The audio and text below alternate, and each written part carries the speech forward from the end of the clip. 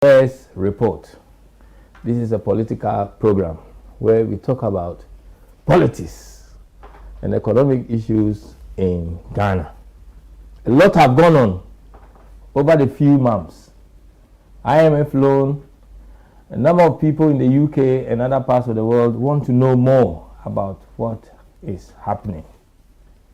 Today, I have on my right Mr. Conrad Dumba, who is Milton Keynes chairman and aspirant for former chairman. He is Milton Keynes former chairman and aspirant for NDC UK and Ireland. Yes, thank you. Chapter chairman. Chapter chairman, yes. Aspirant for NDC UK and Ireland chapter chairman. Thank you. Conrad, long time. Thank you, my brother. It's truly been a while. Yes. How is the campaign going for you? By His grace. We are in the warm mode now because we're still waiting for our CIC, our interim committee, to get this act together with the EC, and then announce a date and we would go. We had a provisional register, and I think they're working on it to get to a finalized position. And so we're taking it in our stride and waiting that God willing, the good people of the NDC in the UK will make the right decision, and then we can make progress to remove our elephantic government from power in Ghana. Yes, thank you. Thank you very much. And then also I have Mr. Kate Yosin, who is the chairman for Progressive People's Party in the UK. Thank you, Mr. Yosin. Thank you. Thank you for inviting me again.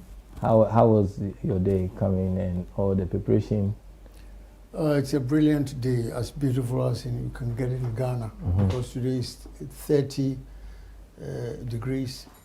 We feel like centigrade. Yes. It's warm today. It's just, you feel like you are in Accra or Kumasi or Boku or Tekrade. It's a nice day. The PPP is ready to go. We are ready to go. We are waiting. Yes. We are waiting. Thank you. Conrad, we will start with you, with Nana Addo. What Nana Addo said in 2016. Nana Addo said, God did not put us on this rich land to be poor.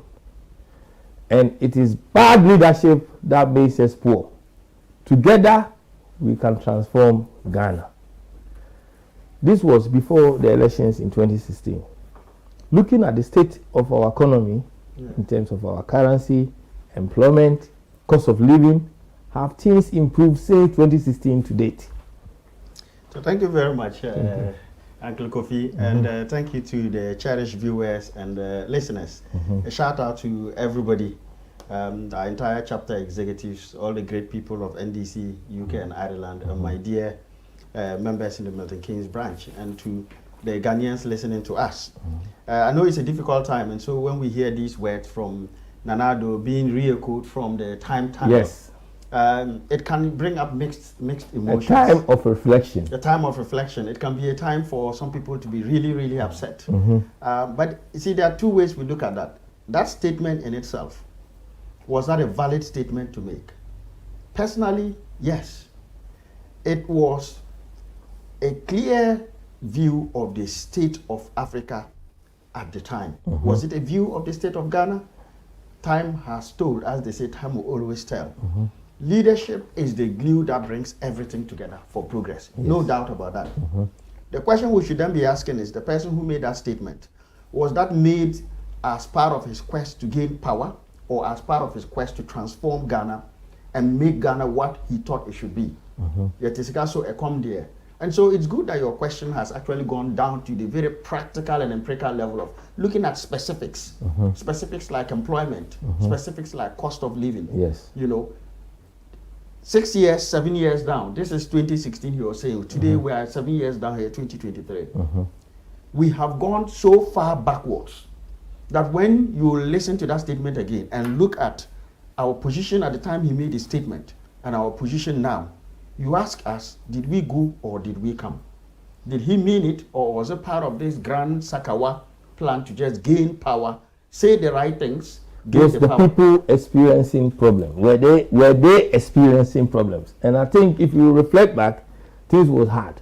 See, among my people, there's a famous musician who said Amba Tariela among the Dagabes, who has no problems. At any point in time, people always experience problems. The solution to that is not to build a picture of the city on the hill and then dig a tunnel for them when you actually get the opportunity to take them up there. And that's what Nana Addo has done. I mean, I always like to look at the numbers. I'm not the one making them up. At the time he was speaking, Ghana was in the midst of an IMF program. The program that started in 2015. And now, again, we are back to another program, even worse. At the time, we went for only 900 million US dollars, 980 million. Now we're going for 3 billion, more than 3 times that. Interestingly, at the time, we had only, in IMF, we have what you call special drawing rights. Every country that is a member of the IMF, and we're a member of the IMF, you are given an allocation, a quota. So they say, Kofi Kula, based on your economy, based on ABC, you can borrow up to 1 billion. Mr. Kit Lawson, you can borrow up to 2 billion.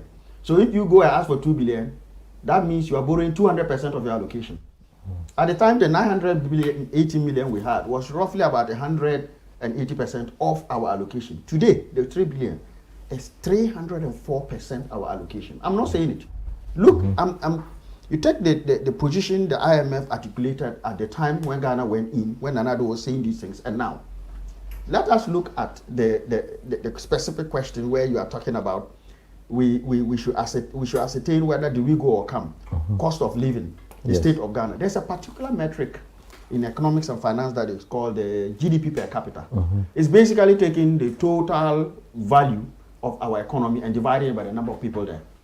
So if there are, say, 2,000 pounds, the economy is worth 2,000 pounds, and there are only 2 of us in the country, the population, you divide by 2. So it means per capita, each of us is what? 1,000 each, to break it down to simple terms.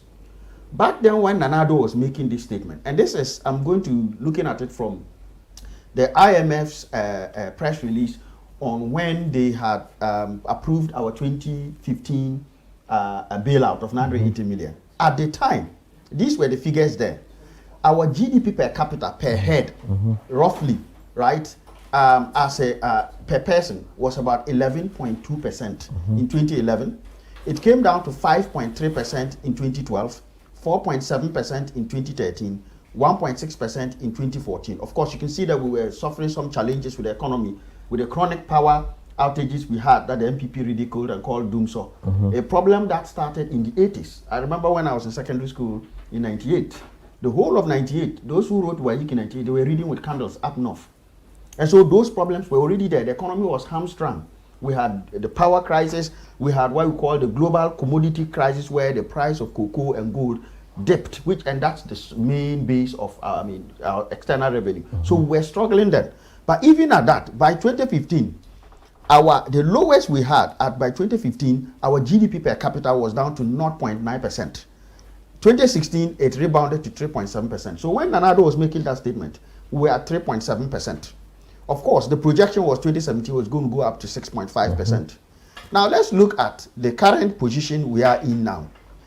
Today, as of 2021, our GDP per capita in percentage terms was 3.3. 2022 last year, it was 1.0. 2023, as we speak, is negative 1.1. So when he was making that statement, our GDP per capita, in terms of how better off we are, each person was about 3.7%. 3.7%. That's in 2016 when he said Tiscaso a come dear. So even in the hunger we had in 2016, 3.17% was the GDP per capita, real GDP per capita, not nominal. Today, it is negative 1.1%, as you and I said, which means that the welfare of Ghanaians has actually gone backwards. If you put it in simple terms, in 2016, when he was saying that it's bad leadership, we must make progress, Ghanaians, on average, each person had benefited, their welfare, their share of the national cake had gone up by 3.7%. Yes, okay, it's not a lot. We can do better, because in 2011, when we recorded the highest growth rate in the whole world, not in Africa, 14.6%. That was when we had over 11% in terms of the increment, 11.2% in terms of the extra increase that each person got in the country. if you allocated a full national cake. Yeah. Then you will see that it all went down. So even at the time that we were in the lowest, the NDC was struggling. We recorded 3.4% economic growth, not 0.4% in 2021. At that time, each Ghanaian's welfare, if you use the real GDP per capita, had improved by 3.7%. Today, in 2023, each Ghanaian's welfare has gone backwards, has reduced, not increased. So when he made the statement, we were all making progress. 3.7. Now you're going negative 1.1%. So when you look at the actual performance, so this is not about just talking the talk, it's about walking that talk. So Has we are he not walked the talk? enjoying. This is the report card. We are not. What you are saying is that Ghanaians are not enjoying the rich land as described by Nana Addo. Far from it. Far from. Another metric, as we speak today, unemployment is around 13%, above 13%. Yeah. Back then, it was barely 5.4%. So even when we were struggling then, and we were all singing the mantra, Yetikaso Ekom Dear, Ghana is struggling, we were just around 5%. Today, youth unemployment is about 30%. And this is, as we all know, unemployment is measured by those who are still looking for work. If you give up, you are not counted in it. So you can imagine the thousands who have gone through this.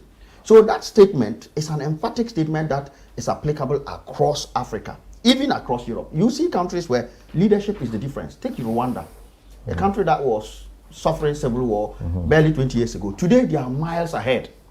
So in terms of leadership, Yeah. you mentioned leadership, and that is the difference. Yes.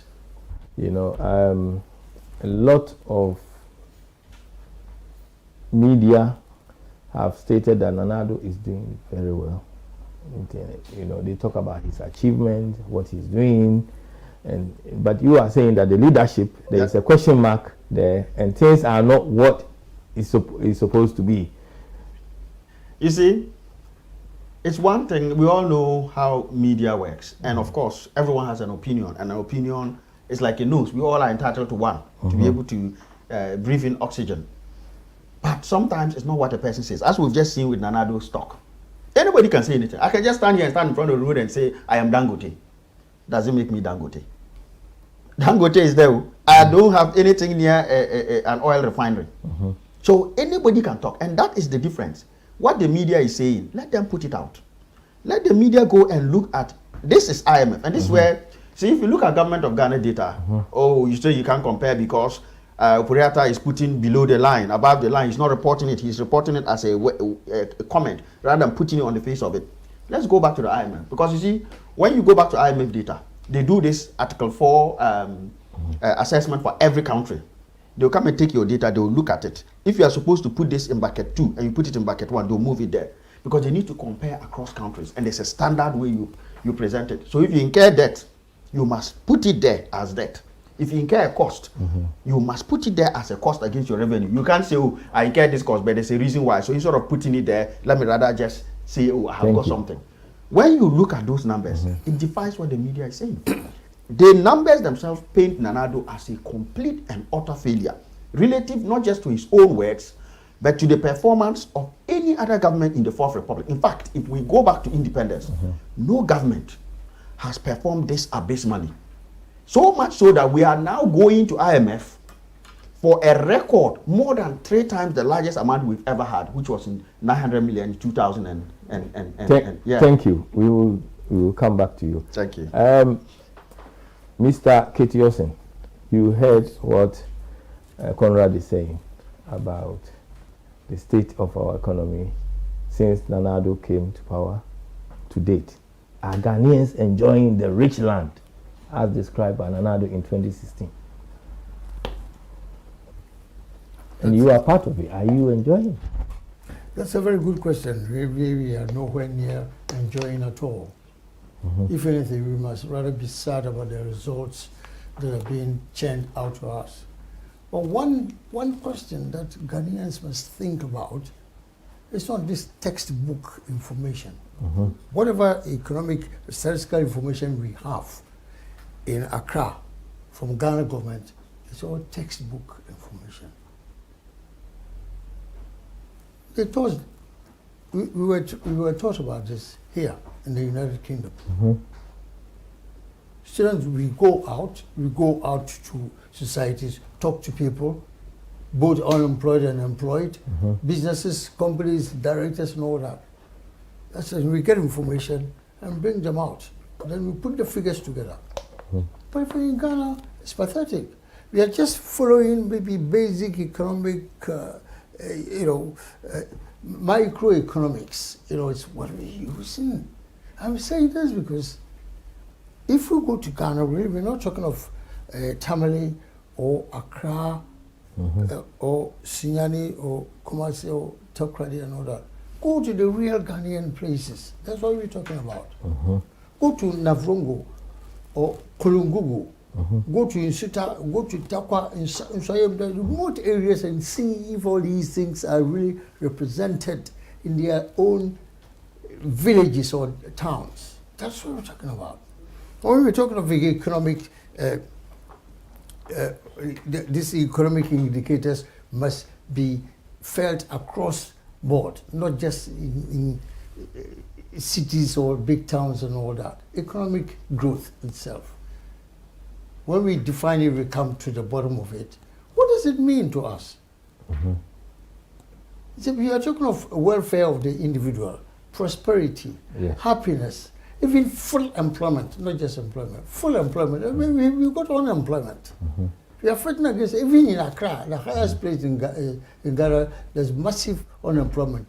How about those smaller areas? Our exchange rate. Yeah, you see, even for exchange rate, if you go to cost of living. You see, exchange rate, you go to the money changers, you get the right figure from them, not from Ghana government. The black market can even give us proper rates and all that. If we go to Kumasi, beyond Kantamatu market, go there, we go to people from Upper Volta and all that, they change monies there. That's why they give you the correct rates. I've been there before, so I know what I'm talking about. You see, things that are happening are not representative of the information the Ghana government is giving to us. It's very sad. Welfare is not there. Prosperity is not there. True happiness is not there. Even medical attention is not there. Some people are not qualified for medical attention. They are not. Free NHIS? NHIS, that thing is just a joke. Because social security, or if you like, if I'm correct, it was introduced by the old man in Nkrumah, social security. Well, it's national insurance here and all that. We have social security in Accra, Ghana. What does that mean to us? That's the biggest question. Because that man, he introduced the basic tax as we have in the UK, it was there. Income tax, if you work in income tax. And Nkrumah added social security, if I've got it right, contributions as well. And the opposition party at that time, NPP, they disagreed everything Nkrumah said in those days. But that social security is still there here, today, 2023. You know what we call it? We change it to SNIT. SNIT, it's not supposed to be SNIT or bank.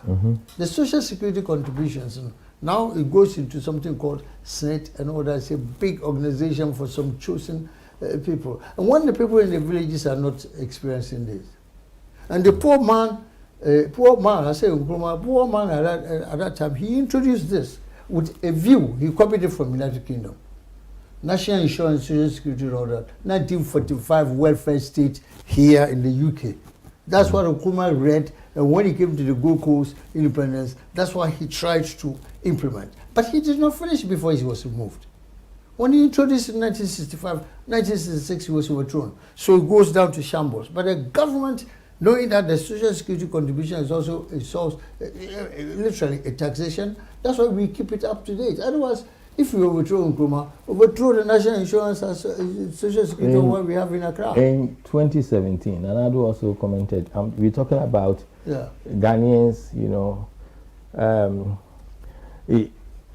our commitment in terms of Nanado, what Nanado was saying. He's saying, according to Nanado, he said the commitment he wants to make, and for all of us to make, is that by the end of his term in office, Accra will be the cleanest city on the entire Africa.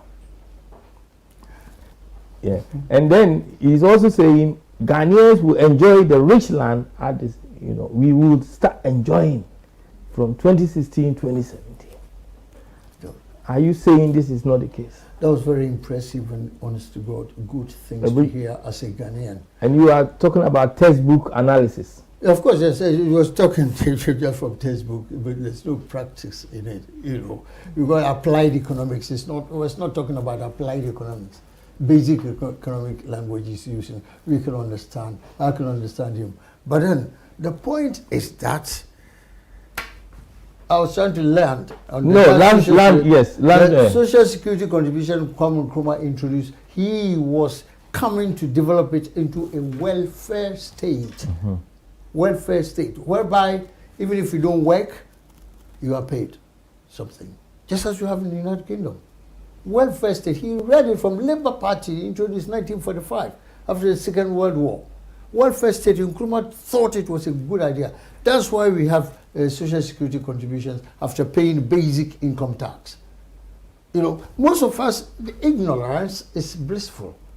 Most of us, we are ignorant about the whole thing. Somebody in Ghana even has never ever heard welfare state in his dictionary or whatever, language. No, it's not there. Nobody knows. They killed it because that's what ultimate aim or goal of Nkrumah. That's why he introduced social security contributions from Mensara. Today, I've got a list somewhere. We've got about 12 or 14 types of taxes in Ghana, including COVID tax. What for? There's so many taxes in Ghana today, including COVID tax. And then during the time of COVID, what happened? Domelevo, if I got his name right, he was the Auditor General. Have I got his name right? Yes. Yes, that's right. That man realized that we were receiving benefits from the international community because of the COVID.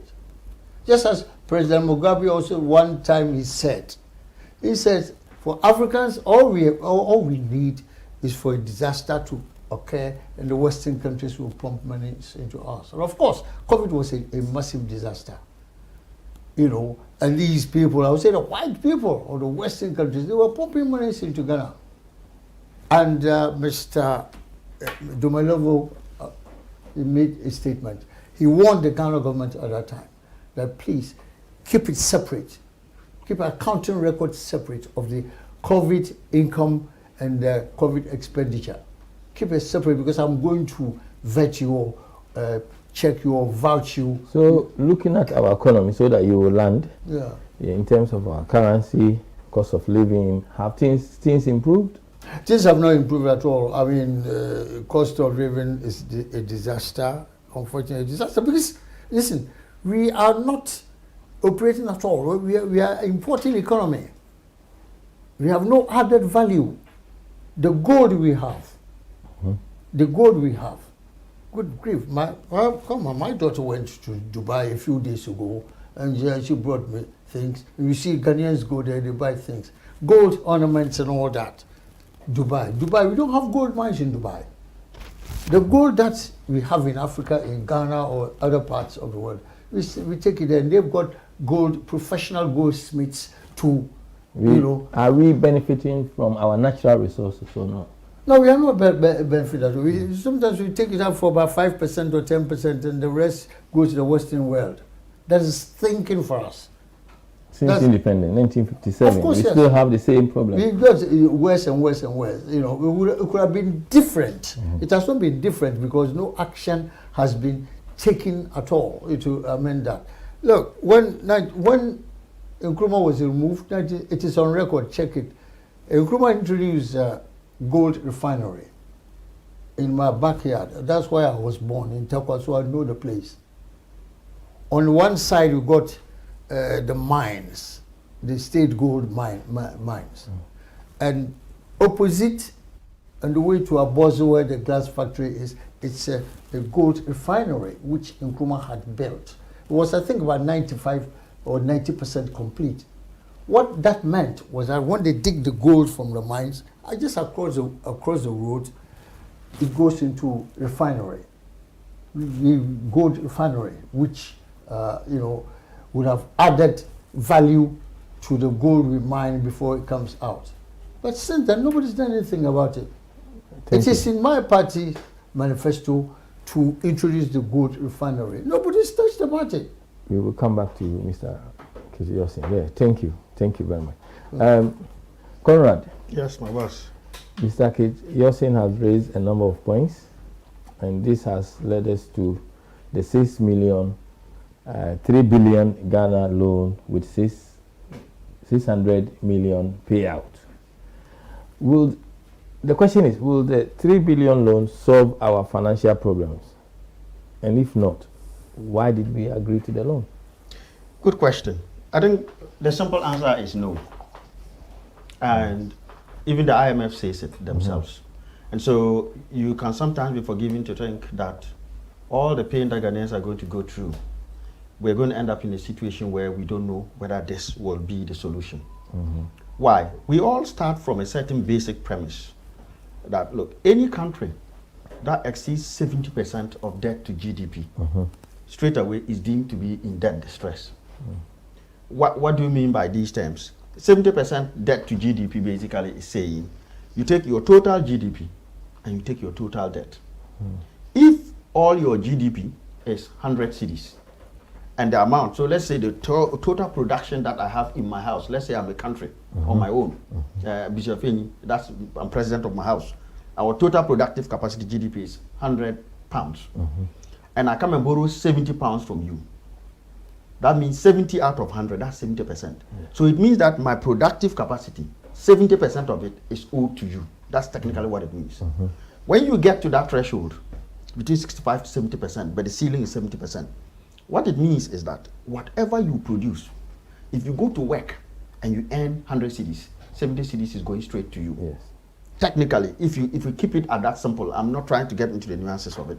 And so when you exceed that threshold, straight away alarm bells. At the time, I mean, and the NPP knows it very well. They made noise about it in 2016 when our debt to GDP at the time was roughly about 64%. But when you rebase it, it drops to about 53. Rebase basically means at the time the value of our economy had not factored in things that had just happened. Yes. So when you rebase by including new things that have come in, maybe say Momo, contribution and other things, the value of the economy goes up. So in the same context as you and I, if suddenly I had 100 and I still owe you 70, and now I discover some oil somewhere and the value of my GDP has gone to 140 instead of 100, but my debt is still 70. Now 70 over 140 is now 50%. So you see that the debt to GDP has dropped. At that time, let's even assume it was 64%. They were making noise. We're almost there. We're almost debt trapped. Now, we need 70% to mean that we have come out of the woods. You look at the document, the IMF bailout document for Ghana, and those who are there, you go to page 3 of it, they themselves, and they do this both now and in 2015. If you want, we can look at some of the 2015 figures and come back to this one.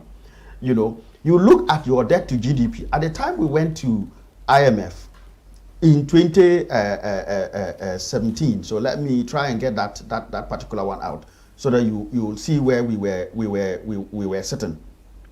But at that time, just 1 second, our total, I mean, the percentage of debt that we had, when we went in 2015, it was roughly about 51%.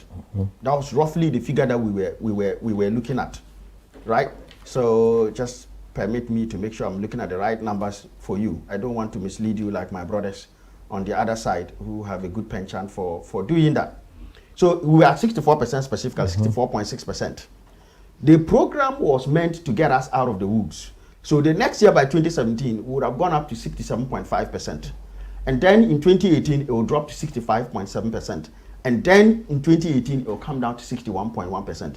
So you can see that the program, we were almost breaching the 65 minimum one. We hadn't hit 70 yet. But that program, when they did the projection based on how much they were giving us, 918, it was meant to reverse the trend. So immediately, it was going to go up the next year 67, but then you see it come down 65, then 61. That means the problem has been solved. So that was the main reason for it. That means that we had a problem with debt sustainability, because once you hit the 70% mark, it means you are now spending 70% of the value of your economy servicing your debts. Now let's come back to today. What is the situation? And the IMF's own document, again here, This is the table that says selected economic and financial indicators from 2021 to 2027, page 3 of the IMF bailout document. You go down to the central government budget section and you look for the public debt, gross public debt, as a percentage of GDP. What it is telling us that, you see, we are going to go through a lot of pain on this program. Yes. They've given us 600 million. They'll come back and give us another amount. Yes. That one is not guaranteed. We will talk about it later. It's a 3-year loan program. And each time we go to collect a tranche, they will come and assess to see if we are on track. As we speak, there are people are already flying down into Ghana to assess us before they will think about giving us the next one around October. And if we are breached, they won't. But let's look at the document they themselves produced. They are saying to us that this year, 2023, our projected debt to GDP will be 98.1%. Clearly, way 28% above that 70% magic number that you don't cross. Because of this program, they anticipate that in election year 2024, it will drop to 92%. So at least we are seeing something coming down. Then, the following year, 2025, so by the time President Mahama has come back to fix this mess, our debt to GDP in 2025 will be what? 90.2%. We are still 20% off the safety zone. Then you come to 2026, it comes down to 88.4%. We are 18% above the ceiling. Then you get to 2027, we end up, that's when the program will be done. Because remember, it's a 3-year program, right? So if you look at the other one, that was a 3-year, they projected by the end of the 3-year, Ghana would have got to 61.1%, which would have given you at least 9% headroom or 9% buffer or comfort zone, because 70% is a magic number you don't want to hit. So if you end up 61%, at least you can breathe a sigh of relief, right? At the end of the program in 2027, we'll be hitting 86.1%. The magic number we need is 70%. We are going to go through all this pain. Employment will be frozen. Anybody who retires will not be replaced. A lot of all the capital projects are coming to an end. So basically, if you are sitting somewhere and there's an uncompleted road, pray that you get, by-election. They'll come and find money somewhere and try and do quick. Even the Kumahu people will find out. The moment you voted for them, they pack the equipment straight to Asin North. Yeah. But there will be no capital expenditure is going to be curtailed. And there are reasons why, because we are broke. In spite of all the pain governments go through, we just did a domestic debt exchange program where people's money was literally taken out of their pockets. Pensioners are sitting there, they don't know when they will get money they put in bonds. In fact, those who decided to trust Ofori-Atta and surrender their bonds under the domestic debt exchange program that he celebrated as a success, their bond interest, what we call coupons, were supposed to be paid in February. Yes. That's the first one. You know, we pay every 3 months, quarter. They didn't get that money. To date. By May, the second batch will come in, right? They didn't get that one too. So, you see, December, January, February, then March, April, May, as we speak here, they are now owed 2 rounds. They have not been paid. Even though Ofori-Atta said, if you give me that money and I kick it back to 2037 and I do all that financial magic, I'll be able to pay you. They are now owed 2 rounds of coupon payment. They haven't been paid. Even people with safe treasury bills are panicking because they'll go and the bank will tell them, government hasn't released the money at all, so you just wait. All this pain we are going through is only going to take us from 98.1% this year to 86.1%. If my math is still correct, it's only bringing us down by 12%, all this pain. And we are at 86%. And the IMF themselves, their standard says, if you are at 70, you are dead distressed. If you are at 70, last year they said we are at 79.6%, so we were already dead distressed. So to the ordinary Ghanaian? So the simple answer to your question is it effective? The answer is no. The IMF's own document that gives the outlook of the effect of this program says that by the end of this program, we will still have 86% of debt to GDP, which means we will still be flouting the 70% mark by more than 60%. So why are we going through all this pain? They should have forced government to cut deeper the excess waste.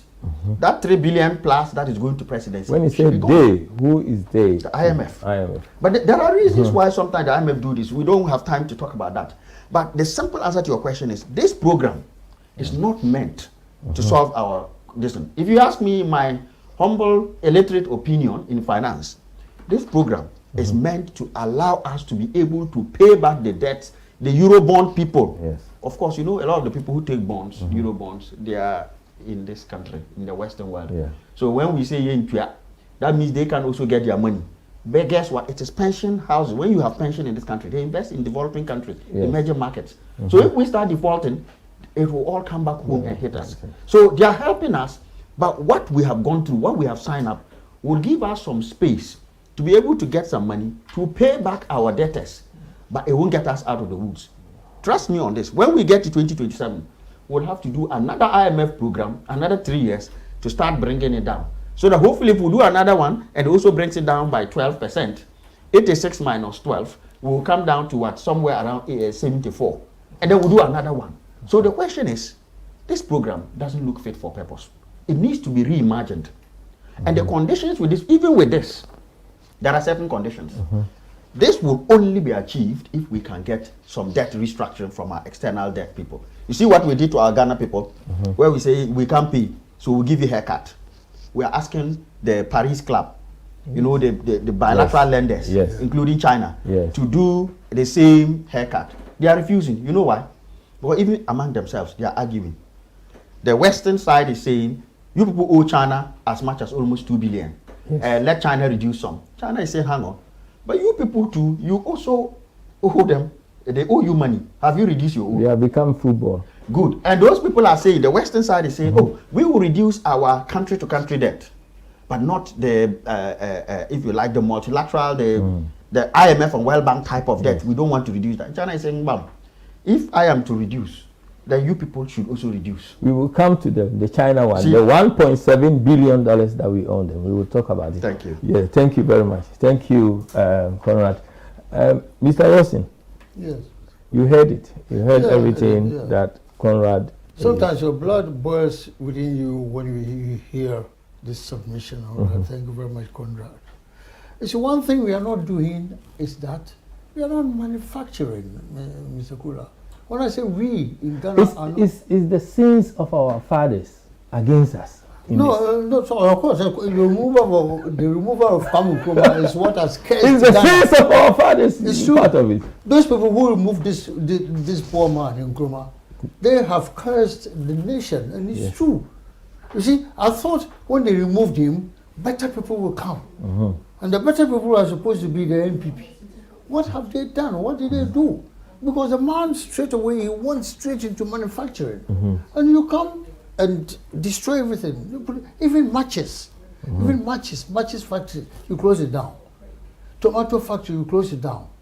Shoe factory, you close it down. Bonsa tie factory, you close it down. Abosu glass factory, you put all this money invested, Ghanaian money. Nkrumah invested all this money in these factories. But we are always looking for. Sorry, I'm not cutting. But we are always looking for investors abroad. Yes, investors will come in as provided they will get what they want. For instance, our gold and oil and all that, they take a lion's share away when we get 5%, 10%, which is no good. You know, we need to stand on our own feet. For 57 years since they removed Nkrumah, Ghana should have been a better place.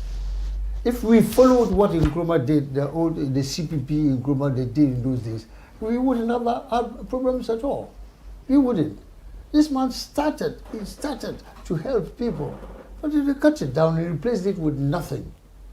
You see, this is why we are suffering. It's very serious. All the infrastructure Nkrumah put in place, even the silos itself, the silos, atomic reactor, they took all the implements to United States of America because the CIA supported them to do the coup. So, and they knew that they got to take all this atomic reactor from Accra. So the Americans removed it. The Buizia and Afrifa and Kotoka, they were ignorant. They didn't know what they were doing. These people, they came to take it. And you know what they gave to us? They gave us oil. Oil in God knows 1 liter can. It's written clearly, United States of America, not for sale. But this is being sold in Kantamantu and what the shop in Accra, the main market in Accra. Makola market. It's written clearly, not for sale. United States donated by USA. Not for sale. But we said it in Ghana. Ghana, anything happens in Ghana. Therefore, when we got this statistical information, it's a joke. We put it on the side. It's not relevant because we don't work according to that. We work according to what we think. You know, it is very sad. We cannot even get down and add the value to cocoa. Long ago, Nkrumah brought jute factory. You know, cocoa bag, the jute factory. Nkrumah introduced that. So that when we get our cocoa, we put it in our own bag. Now we want a white man even to bring us cocoa back. If you haven't got the brains, you haven't got it. Because from Cote d'Ivoire. We get them from Cote d'Ivoire now. If you say we don't have the brains, Mr. Bota, with our universities, with all our universities. Oh, no, that to pass the exams and get the degrees, for we know. Not that we are stupid, but you will not be allowed to input what you have studied from the universities. Even from overseas, when you go to Accra, you know so many examples, you know. We will go there. So I know so many examples. You will go there. When they know that you are the right guy, you put it on the side. In Ghana, you put it on the side and just go according to what they want. Value added. Value added, the economic students will tell you. Value added is what we need. The cocoa products which we send to Geneva, UK and all that, that's a big mistake. It's embarrassing for us as a country because the whole thing is we have so much natural resources, but we are not reaping any benefit from our natural resources. What is going on? What's going on, Mr. Ian Smith, who was a first Prime Minister of Rhodesia, Northern Rhodesia, which is today Zimbabwe. What did he say? He says, give black man 1,000 years. He cannot rule himself. And Peter Botha was a South African president until apartheid was killed off. He's also saying, the black man hasn't got the brains, you know, capable of doing anything. I gave you that article. We are all part of it. He says, we are not. Our leaders are part of it, not us. He said, the leaders... But the people, the citizens vote the leaders to power. Yeah, we vote them to power, but there cannot be mutiny, or we cannot do military intervention anymore. So we thought the people were doing things. When Nkrumah was removed, our fathers were saying, professor, the man he's a professor in university. So we thought he would come to do miracles. Look at what rubbish Busia came to display. J.B. Danko and all this big name. Now we got Danko Institute. What for?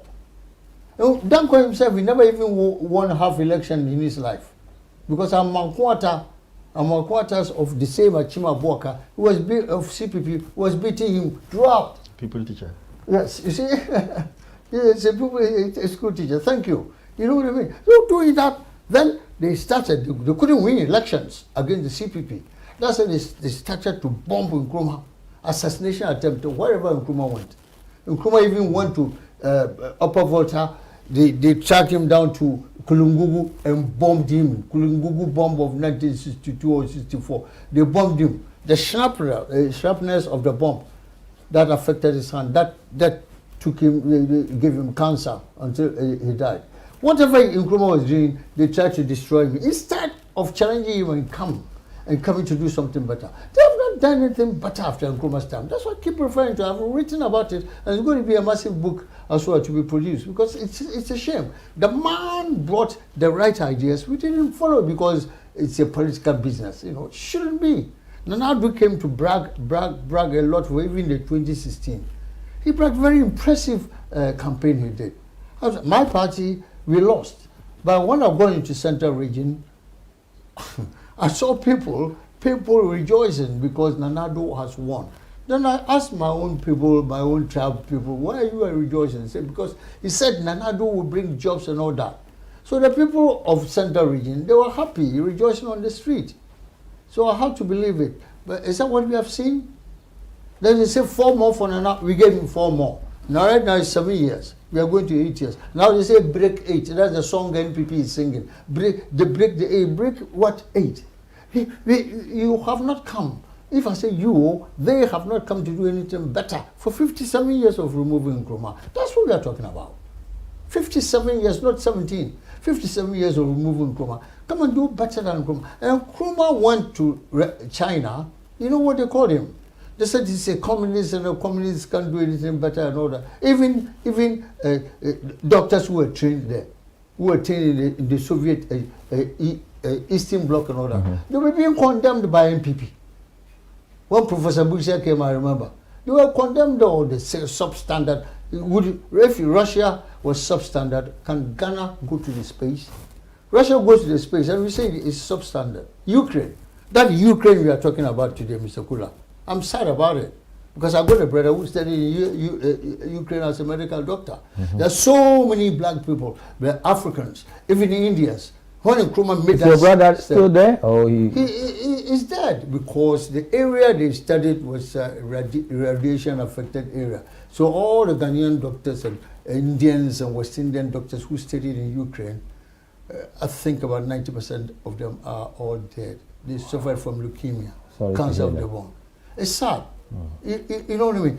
So Ukrainians people, even Ghana, we are ignorant about the Ukraine war. We should get involved in terms of Putin to stop the war. Ghanaians made the first mark there in Ukraine for medical education training. It trained us on Kwame Nkrumah's arrangement. It was free. It was free. It was always United Kingdom, and those rich people could come to UK to study, and pay. But those you want to land, please. Okay, those Ghanaians who went to Soviet Union or the Eastern Bloc, they never paid a penny because they didn't even have money to get on the plane. But Nkrumah gave them that free education because he knows in future Ghana will benefit from that. So today there are NPP guys who studied in Soviet Union and CPP guys who studied there. We are all benefiting as Ghanaians. That's what we want to see. We don't want to just to talk for the sake of talking. Thank you, Mr. Very quickly, yes. I know Uncle Keith has made a couple of points. There's only one point I want to add to what he has said, which is around the African person. Yes. You see, the African is not inferior to a Caucasian or Asian or anybody. There is none of them that has more brain cells than ours. No. It's about how we use it and the space that allows us to express it. Africans come here and they excel. They go to Africa. Why don't they? The reason is leadership. There are sterling examples of African excellence that we fail to remember. Countries like Botswana, countries like Namibia, they are not ruled by whites. Yeah. Forget South Africa, that is okay. South Africa for a long time was white. And more recently, Rwanda. You get to somewhere like Namibia, they have a clean, go and check corruption perception index. They are always top in Africa. Yes. Botswana and Namibia. So much so that you see in Namibia, there are certain years, especially in the 90s, they had a problem where they vote a budget and they have an underspend. They're a complete reverse of Popuriata. So they vote, 100 billion for roads and other stuff. And at the end of the year, when they check, they spend 90 billion. And the problem they were saying is that this is a lost opportunity to develop because you should be spending. Not like us in Sub-Saharan Africa that think we are too smart, that we are overspending. So there are success stories. The better one in recent times is Rwanda, and there are many reasons.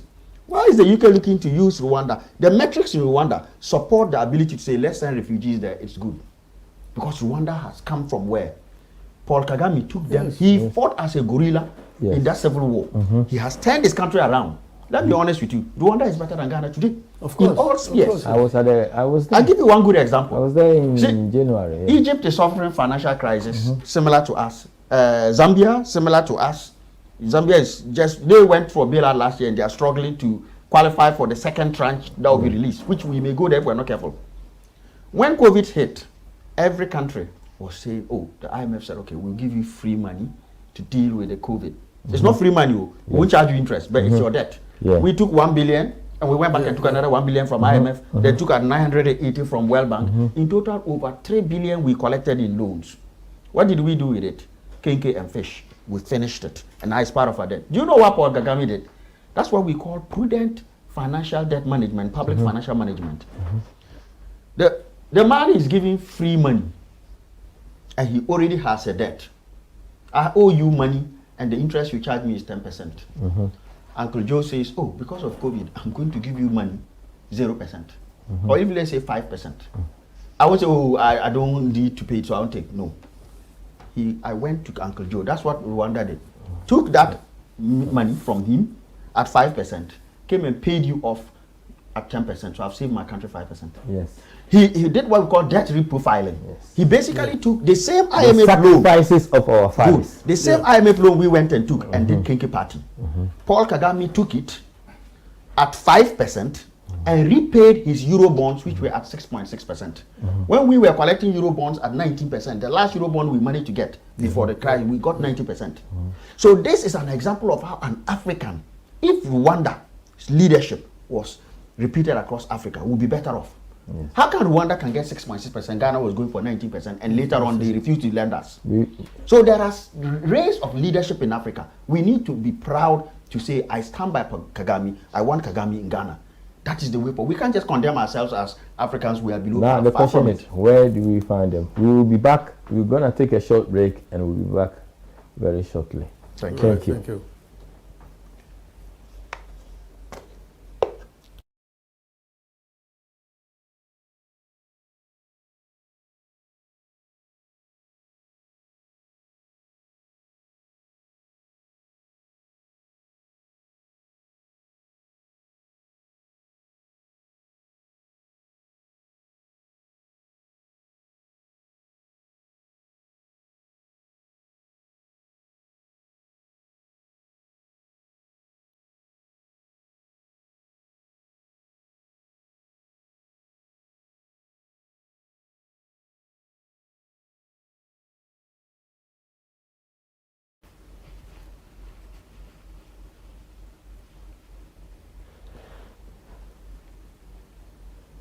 Welcome back. Welcome back.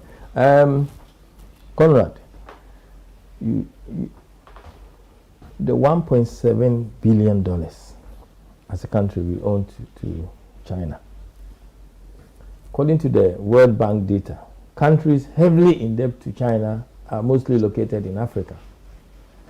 And Chinese loans are what? Like shark loans. They have higher interest rates than those from international institutions like the International Monetary Fund or the World Bank, or like you were saying, the Paris Club countries. Yeah. If the loan is like taking a shark loan, why did our authorities agree to this such? It's like someone going to the bank to take a loan and then come to you and give it to you with high interest. That person don't mean anything good to you. So our relationship with Chinese or China, our relationship with China, that's our people understand. Citizens understand what they are doing to us. And what sort of concept do we go with as a country? Knowing that it's high interest rate, we're not getting much from our natural resources, but we still go for it. What is going on here? So thank you very much, Uncle Kula. I think first and foremost, there's a certain element of Western propaganda, the anti-China, what they call the xenophobia thing going on here. The West, we live in the West, so we know, and we have to be pragmatic. The West wants to paint China as the one who is not Africa's friend. Yeah. Bear in mind there's geopolitics happening here. But let's look at the real substance. It is not true that Chinese loans are detrimental to Africa compared to Western loans. There are a couple of reasons. One, from the standard financial or economic perspective. In economics, in financing, when you go for a loan, we will assess you based on your risk. And the higher risk people pay higher interest. So like in this country, if you have got low credit profile, if your credit score is low, when you go for a credit card, the rate you get will be very high. Yes. If you have excellent credit profile, you may even get a card that gives you 0% interest for 6 years, 36 months or however many months. So it is very clear. So if, for example, a country comes to the UK strikes the deals and says, no, based on your profile, we can't lend to you. Then they go to China. China looks at it and says, all right, so based on your profile, we shouldn't really be lending to you. Yes. But we can lend because credit. You need it. Yeah. Exactly. But of course, in economics, your interest rate is equal to your risk rate plus, of course, there's always a base rate. So if the base rate, the Bank of England base rate is 1%, and your personal risk rate is 10, I'll give it to you at 11%. So it would be wrong for anybody to sit down and say, oh, I'm exorbitant on you. But let's take the case of Ghana and look at it. What China does is they lend mostly for infrastructure projects. They don't do that kind of kinker and fish lending that the IMF has been doing for us and Eurobonds. Remember Eurobonds? Yes.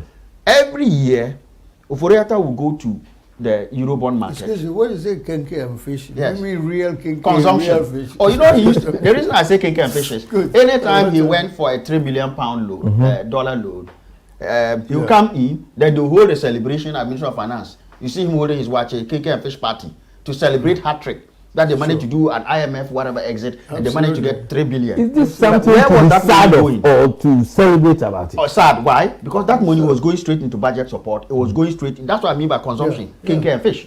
You can trace all of that. Every year we're going 3 billion, 3 billion. 2017, 3 billion. 2018, 3 billion. 2019, 3 billion. 2020, 3 billion. That's 12 billion already. Times 10. How much is that? That's 120. I know the rate is 14 now. Yes. So all of that was kenke and fish type transaction. It hasn't helped us. Yeah. The way China does it is this. What do you want the money for? So I want to go and put into my budget support so that we will share to people one dam, one village, one dam, Nana Van Dam and co. Yes. They say no. What you need is infrastructure. So if you need infrastructure, we'll lend against it.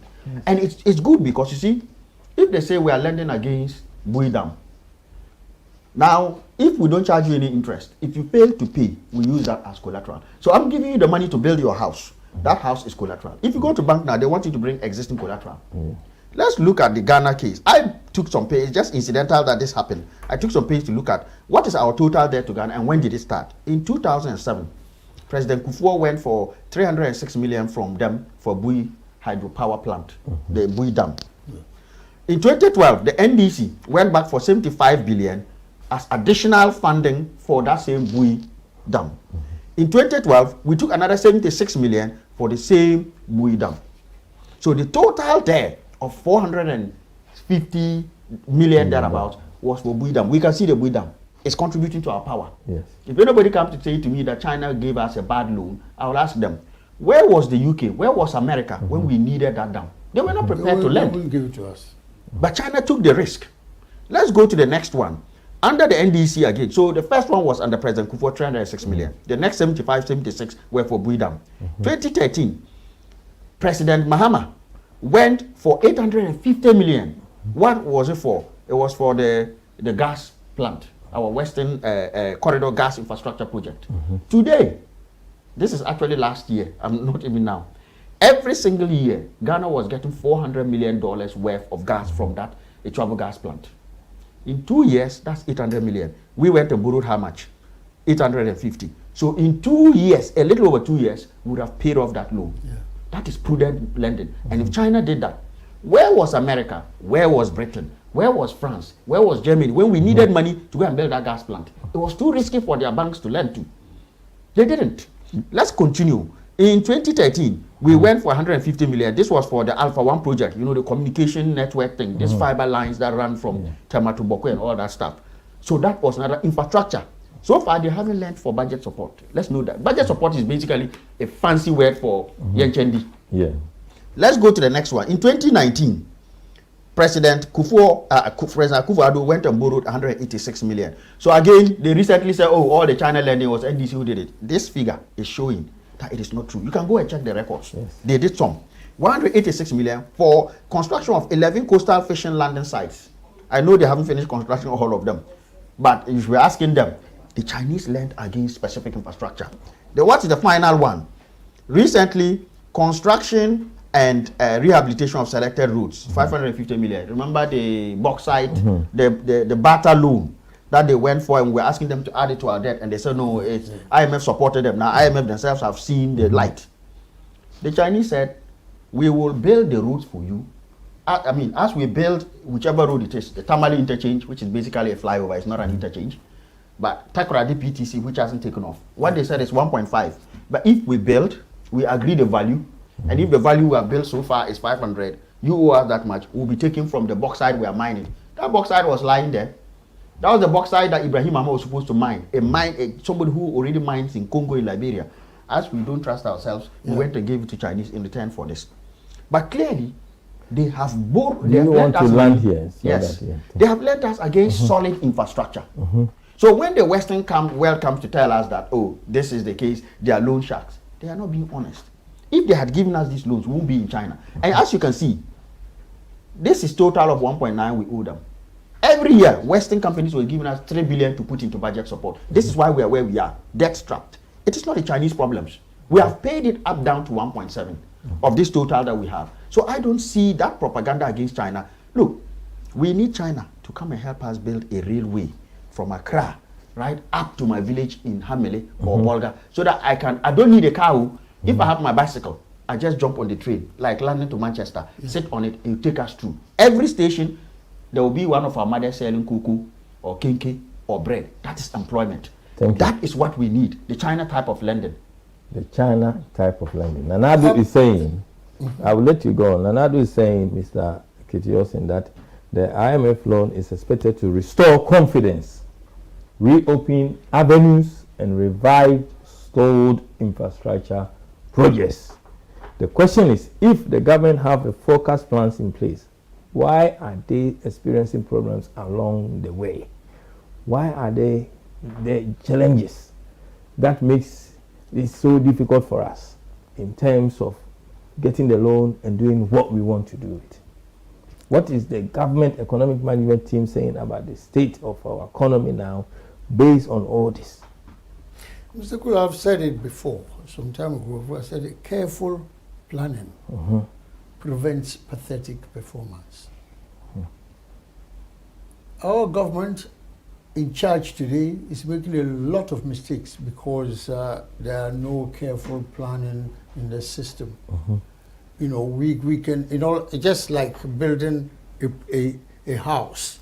If you don't write a plan down, you can't build a proper house. That's why we are, NPP government, our government of Ghana today, is building a house without even architectural planning in the first place.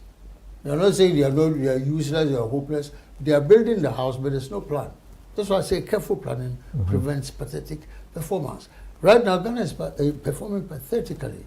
Things that we are capable of doing, we are not doing. If you go to Gambia, what do they have? Only peanuts. They are even doing far better than us. We got gold, we got oil, we got timber, we got manganese. You see, the brains to do it, we are not. Because under no circumstance should we transport a timber. I'm saying timber because I see it in Takoradi Harbour all the time. Yes. The timber from all parts of Ghana, they bring it to Takoradi Harbour and we ship it to Europe. Why can't we lumber it in Ghana? Why can't we cut the timber trees to order?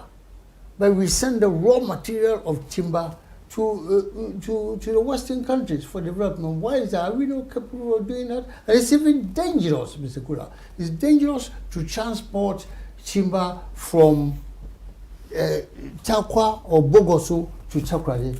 Sometimes when we are driving and we see somebody with a timber 1, 2, 3 logs on there, you are not sure if they are going to run into you. Accidents have happened so many times. So that the timbers fall off on oncoming vehicles. And it kills them. As a kid growing up, I experienced that. And it's not comfortable. The road is narrow and it's not wide. Therefore, if a timber truck is coming with a load, you know where to go. You only have to pray to God or park your car and run to the bush area. Because if it happens, you are dead. We haven't got that brain from all the way to Bogoso to Takoradi Airport, or maybe even Tema Airport. We ferry this, we drive a big truck with the timber. Instead of even cutting it down for the men and women around to have jobs, to provide jobs for the people, we don't. We take the raw material to the white man, excuse me for that language, and they're happy because they know we are stupid. And I'll say it again, because they know we are stupid. We cannot think. Why? Like, how many times will you see these things? If timber was in the UK, you think they'll bring the raw timber to us in Ghana? No. Just cut it down. Give the men and women around a job to do. That's why we've got unemployment. So we are not capable of thinking in so many avenues. This is the challenge we are facing, not just NPP or just NDC or no that. We have to think for the next period to do things differently because we are capable of doing that. We would be taking calls shortly. We'll ask producer to have our number there so we can take few calls. Yes. We will take few calls. Our viewers will be taking some few calls. We're putting the number there, so those who may want to ask anything, you can free call in call in when you're ready. Mr.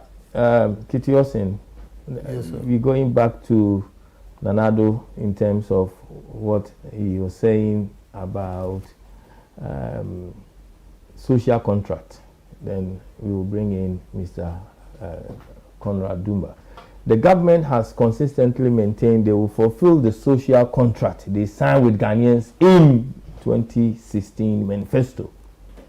It must be noted that NPP made more than 300 promises in the 2016 manifestos. Our viewers' interests are with one constituency, $1 million. Where is the money? Government in its 2016 manifesto promised to be delivering 1 million to the 275 constituencies in Ghana annually. The 2017 financial year ended with the failure of government to disperse the money to the constituency as promised to date. So where is the money promised by Nana Addo and his economic management team? Do you think the government and economic management team should apologize to Ghanaians? Well, no, I think that 275 million pounds to all these districts are supposed to be coming from the $3 billion we are borrowing from the International Monetary Fund.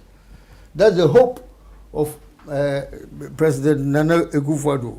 But it does not make sense to give us $1 million per Constituency. Mr. Kula, we don't need that. You know what we need in Why Ghana? don't we do it? That was for development, and no?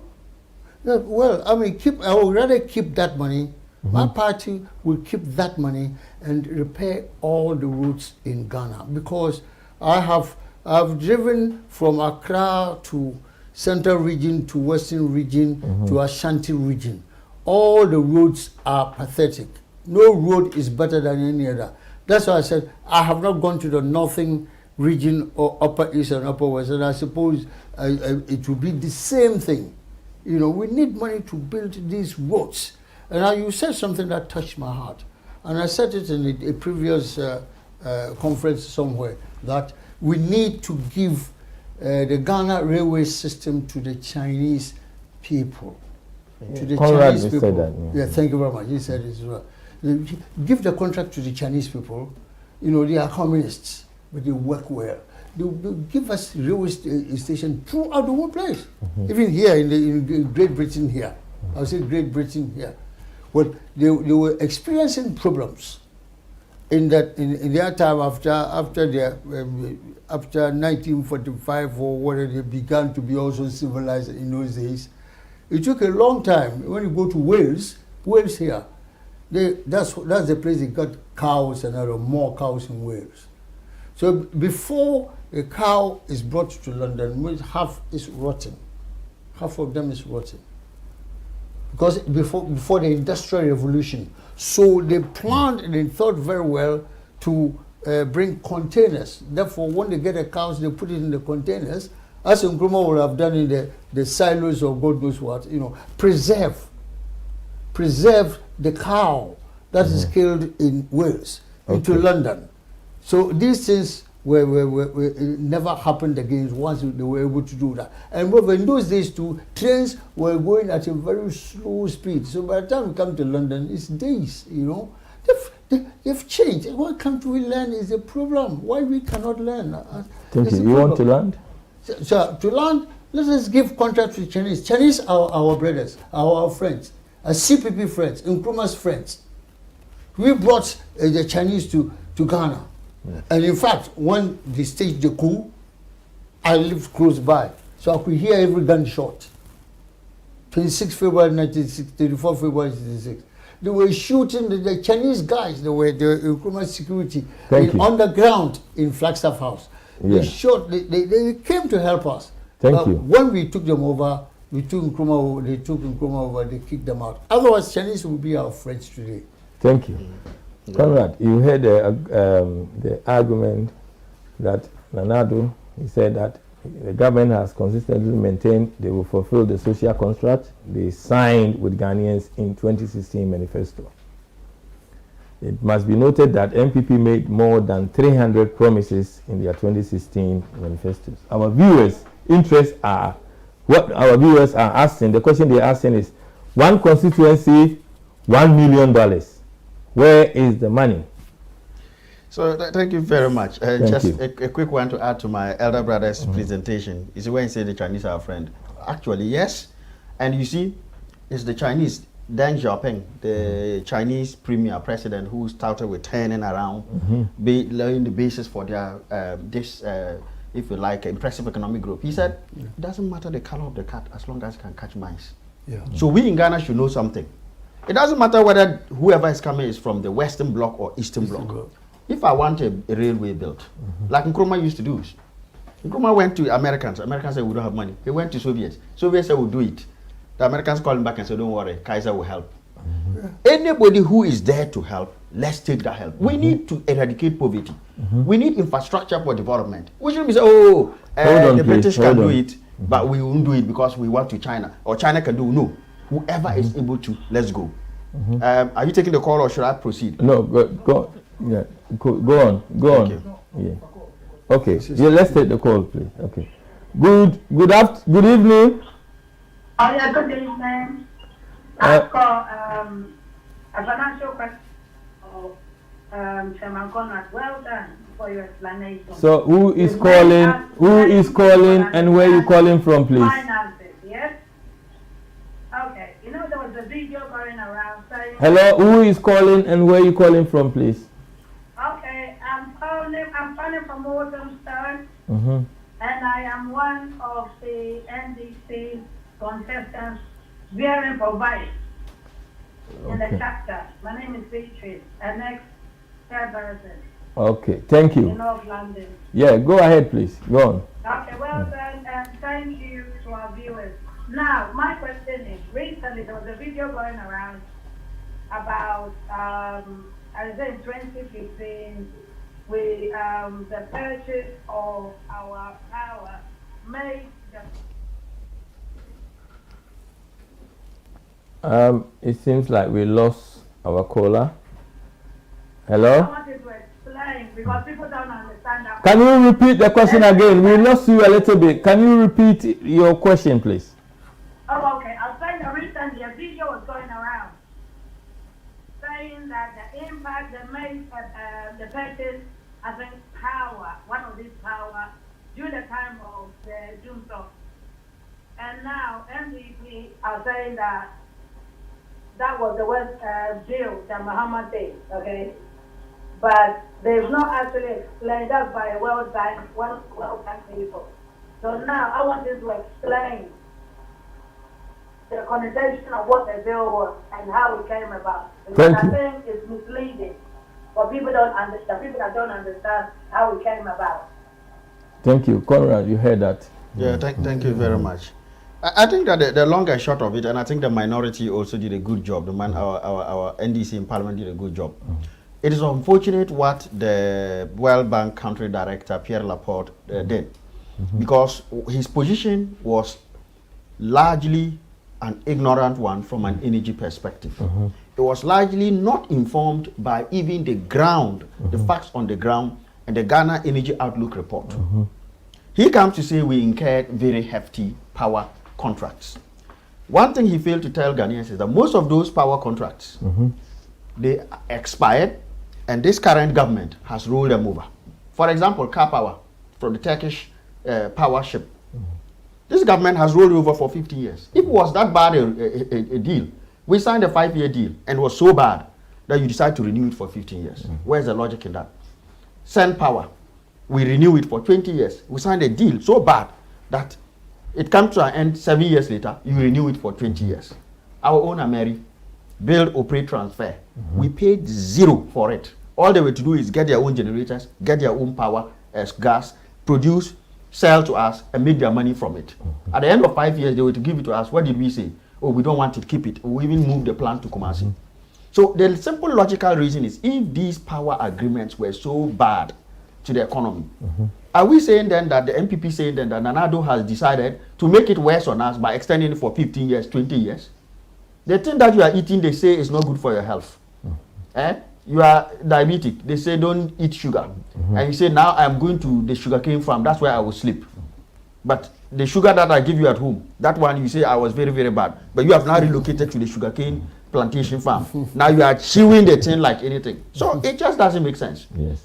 The other practical angle is this. You see, when President Mahama added, mobilize the fastest, largest, unprecedented amount of power in the shortest possible time since President Nkrumah.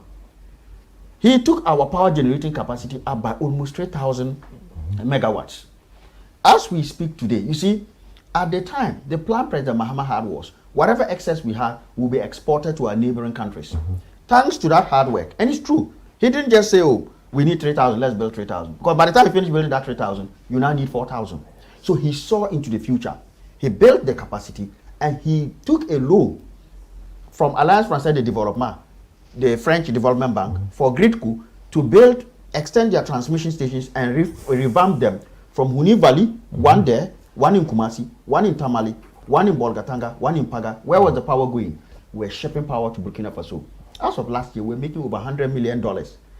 Money that is helping the city, right? From that alone. The grand plan was to make us a net exporter of power. And for the first time, we've been a net exporter of power since the 70s. Now, this is the sad part. The Ghana Energy Outlook report, if you look at 2022, if I go back, it had always been projected. We grow by our energy demand is as much as almost 9.2% every year. So let's just simplify and say 10%. So every year we need more. And so this visionary actually said by now we should have been signing the next deal to go. You know, when you do that, we'll be able to export and we still have what you call a reserve margin. A reserve margin is basically your buffer. Wow. Yeah. The international standard, companies here, Empower, E.ON, they all stick to a good practice reserve margin of 18%. That would accommodate a situation where, oh, let's say Suna Asogli needs to shut down for maintenance. So that 18% is still there, so you can power it on. Or car power needs to go into maintenance. So it takes care of maintenance. It also takes care of other items, unexpected stuff, so that you won't have doom so. Because if you do it per, and so now suddenly say we are going to maintain our generator, that means they are out. Doom so will come in, which is now you have to ration to load balancing. Because the amount you produce is now less than what is needed. So if we need 1,000 and we are always producing 1,000, so now suddenly goes on maintenance, it comes down to 900. That extra 100, where are we going to get it from? Yes. So you now have to put somebody's lives off because of that difference in 100. But if you have that reserve margin, you simply crank it up so that it's 1,000.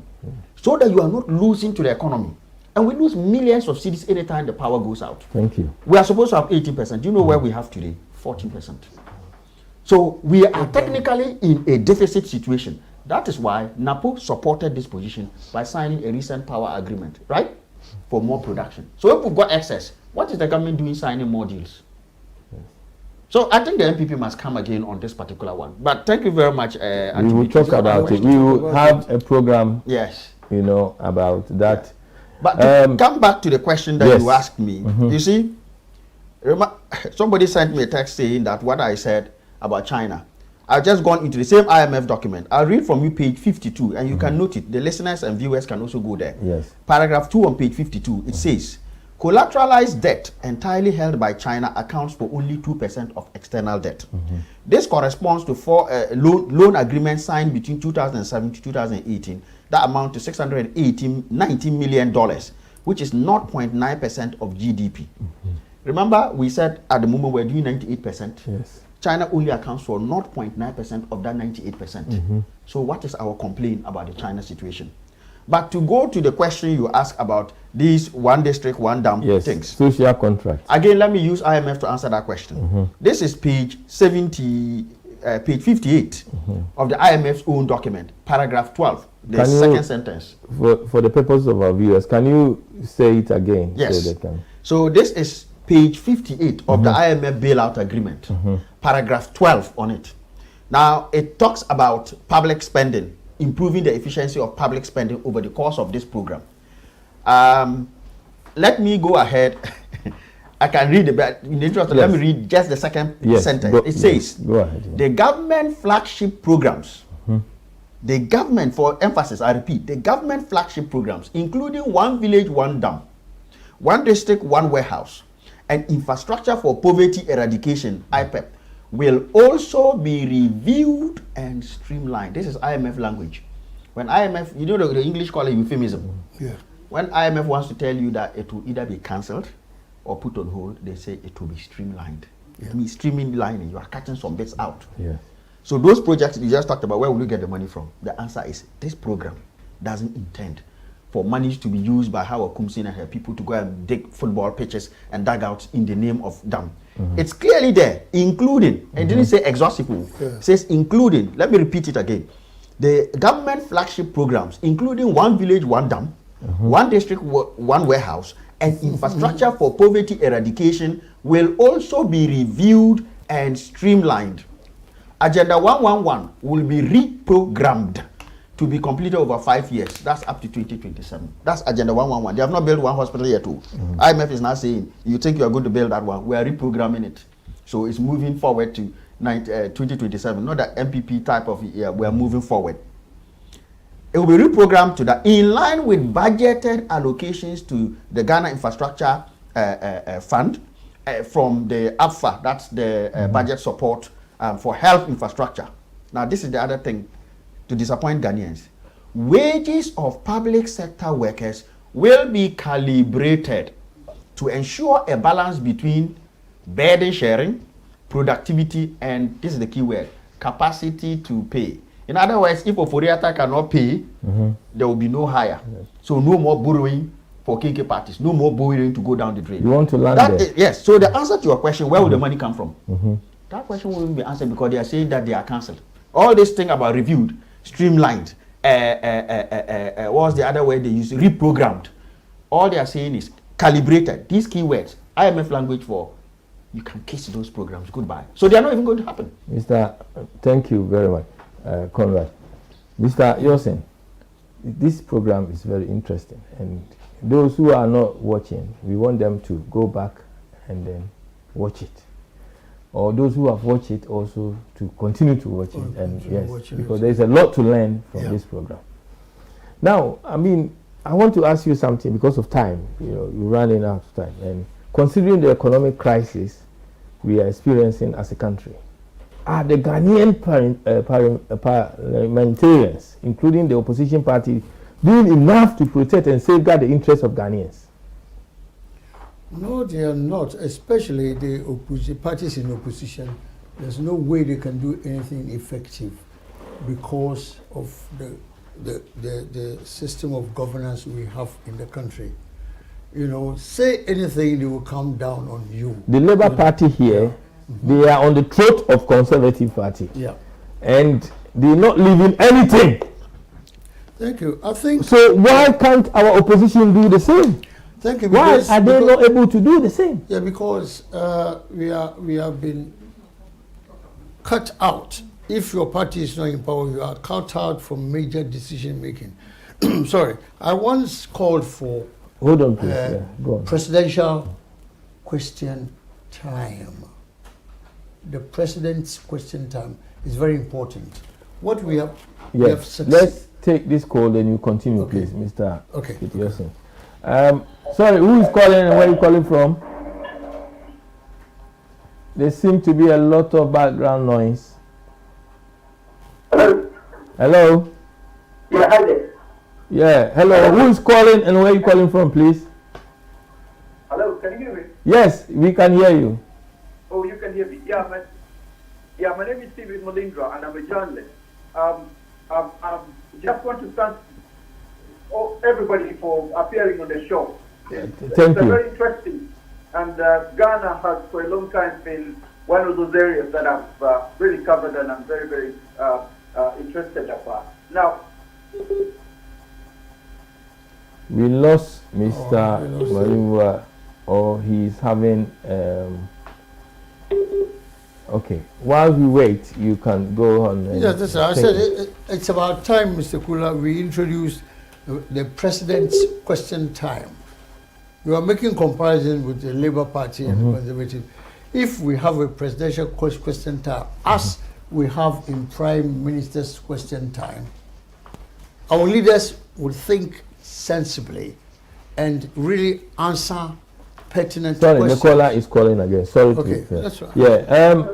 Sorry, yeah, this Steve. Sorry, I got stuck off. Yes, yeah, you can go ahead. Yeah, go ahead with You your can question. hear me now. Yeah, I'm saying that a couple of years ago, President Bahama said that he was going to work on an issue which is very important to Ghana and the rest of Africa, and that is something to do with the brain drain. Yeah, there is a lot of Ghanaian doctors and engineers and lawyers and nurses all are coming to the Western world. And even as far as last week, there are so many nurses that are leaving Ghana to come and work in the UK. Is there a way in which an amount of money can be put there to repay these people a certain amount of money from the country? So this is really affecting the economy, not just of Ghana, but Africa as a whole. Because each year we lose quite a lot of people.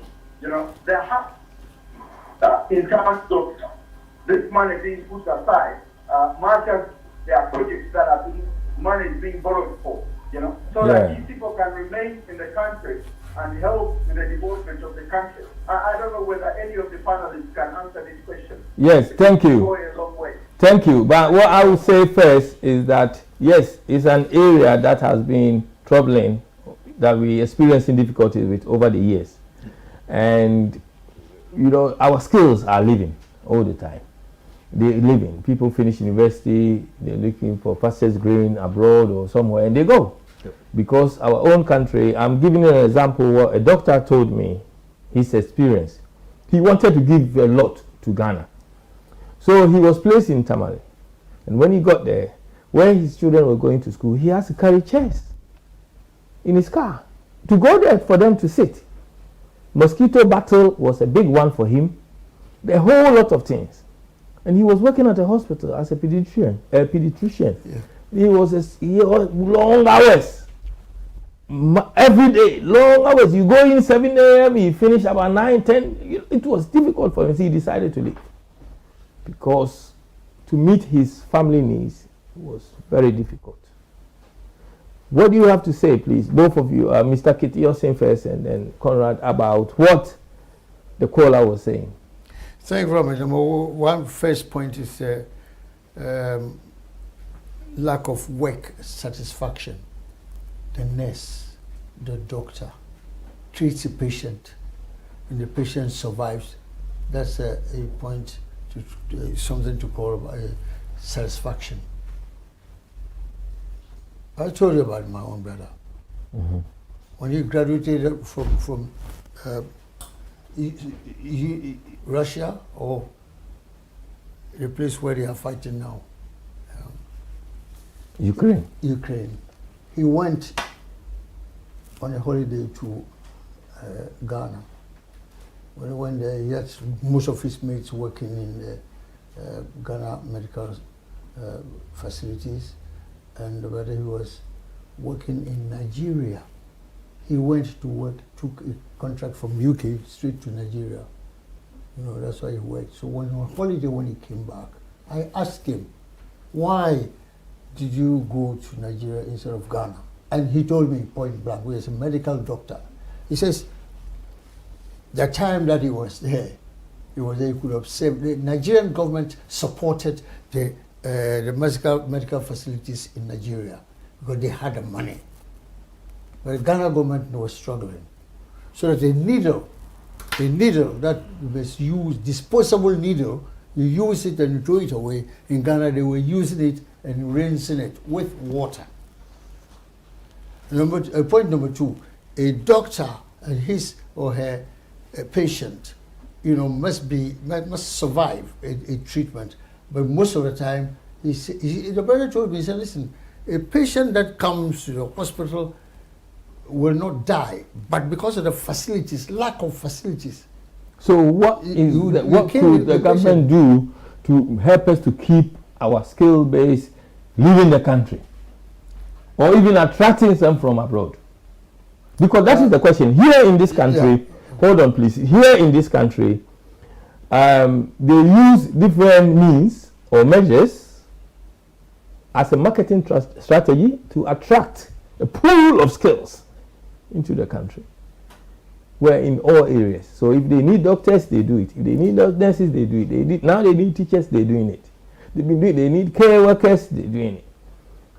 What can African countries, including Ghana, we experience? Our skills are leaving rather than coming in. And the government even was supporting a program in Barbados where our nurses were leaving to go to Barbados to work, which is very risky because we are losing our skill base. Also, what can we do to keep them there? Recently, naturally, MPPs in power. Recently, an MPP official was happy to announce that Ghanaian nurses from Ghana were being pushed into UK. He thought it's a happy news. It's a propaganda campaign news. You know what I mean? Just a few weeks ago. It's a sad news. You know, he thinks he didn't see the difference at all. He thought it was a blessing that Ghanaian nurses are being brought over from Ghana and all that. But then go to the hospital. Some hospitals in Ghana, I don't want to mention the names of the towns, there's plenty of them. There are no doctors performing there. The nearest doctor is maybe so about 10 what miles can the away. government do? That's why the government must support the medical facilities, the doctors and the nurses. The Ghana government must support them. It doesn't. In Ghana, they don't. Not that they don't want to do it. They haven't got the money. The money they are looking for is 3.6 billion. This is 3 billion, God knows, dollars. Before that money comes into Accra, I think more than 60% will have been spent. Some are personal. Mark my word, some are personal, Mr. Kula. We got only one corrupt official even to buy a property overseas from that kind of contract money or arrangement we have. We know. People here in London, they will tell you. How many government officials haven't bought houses cash in hand in the UK? You have heard some, and I believe Coroner has said some. Because of time, can you land, please? Yeah. So the government needs to support our medical facilities. We will come back to the parliamentarians one very soon. So, Okay. Conrad, yes. Yes. Very quick one. I will take a position some may see a bit controversial here. I'll start by giving an example. A long time ago, I audited a company, I can't mention the name, and they were engaged in a project. It was called the Waste to Energy Plant. This country, particularly up in Scotland, they had a problem with the amount of energy we all release. You know, the amount of waste. You know, every week they come and collect your waste. They are going to landfill. They will run out of space for landfill. What do we do? This thing started somewhere in Sweden. Hold on, please. China. Go. It's Simon on the phone. Yeah. Simon, how are you?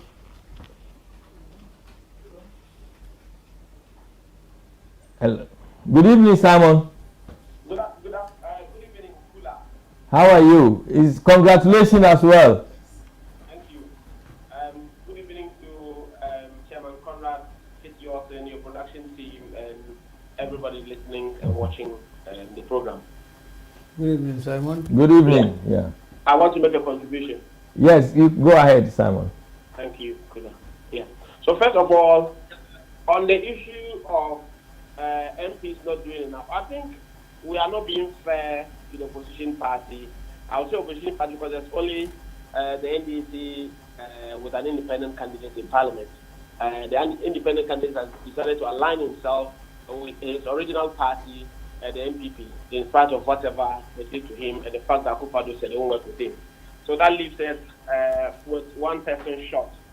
Our democracy is currently being played around like a game of chess. And so as it suits them, that's the way they do it. In the first place, a speaker was not allowed to vote if the speaker was a member of parliament and sitting in the stead of the speaker. We have two deputy speakers. They went to the Supreme Court and they were able to get the speaker, whoever sitting as the speaker, and the two deputy speakers to vote while they are presiding over proceedings of the House. That gives them an extra vote.